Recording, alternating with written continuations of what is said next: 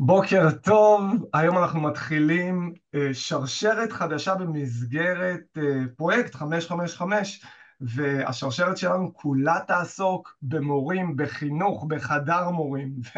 ואם חדר מורים אז ברור שנתחיל עם תיכון נשר, משם אני מגיע, ומשם מגיעה גם האורחת הראשונה שלי ושלנו ושל השרשרת, נוגה סולר, שהיא מורה לתקשורת.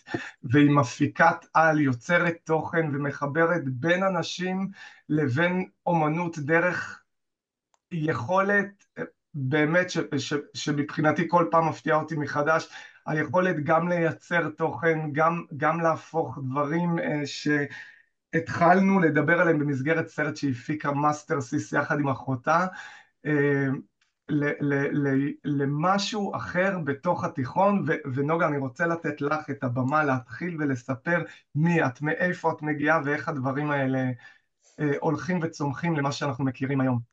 וואי, אחרי כזה אינטרודקשן, אני לא יודעת איך להתחיל. אני יודע שתמצאי. אמ, אני, אני לא יודעת, אתה כאילו הצגת לי קודם את השאלה הזאת של כששואלים מי את, אז התשובה הראשונה שעוברת לי בראש זה שאני קודם כל אימא. לפני שאני מורה, לפני שאני יוצרת, לפני שאני מחנכת, לפני הכל, ההגשמה הכי גדולה שלי זה האימהות, ששלושת הילדים שלי, שהם שקד, יאיר ועופר, שהם כבר קרובים לגילאי ה-30 תכף, ואני רואה אותם, אני משתקפת בתוכם והם משתקפים בתוכי, וזאת היצירה.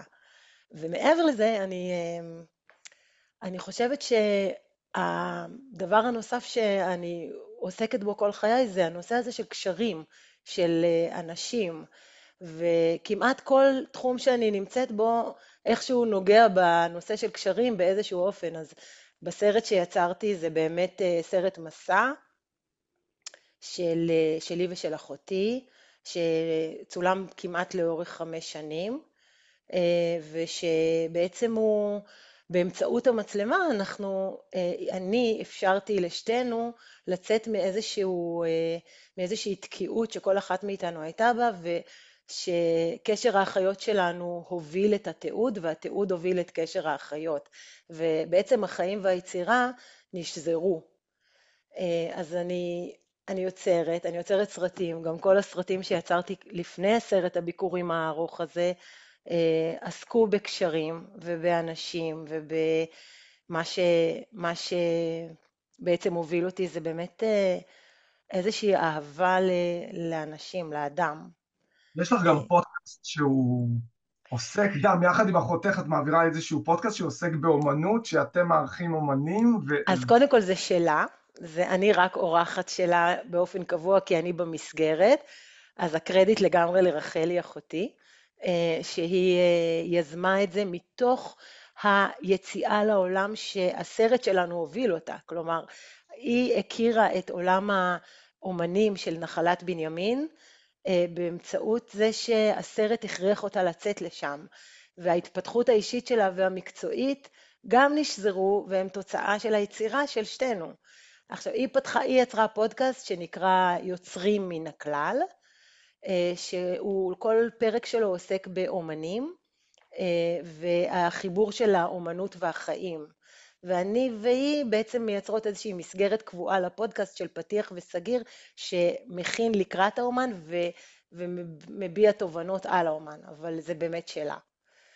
התחומים שאני עוסקת בהם, רוב ימיי כרגע, מה שממלא את רוב הזמן שלי, זה הנושא של הוראה של הפקת סרטים תיעודיים בעיקר, אבל לא רק, וחינוך, כי לקחתי גם כיתת חינוך השנה, לפני שנה יותר נכון, שזה חדש לי. ואני מתעסקת בהפצה של הסרט שלי, עכשיו הוא התקבל לכמה פסטיבלים בעולם, וגם בארץ הוא התקבל לפסטיבל בינלאומי כרגע, ואני חיה את ההתרגשות הזאת של בייבי שנולד, שקוראים לו סרט.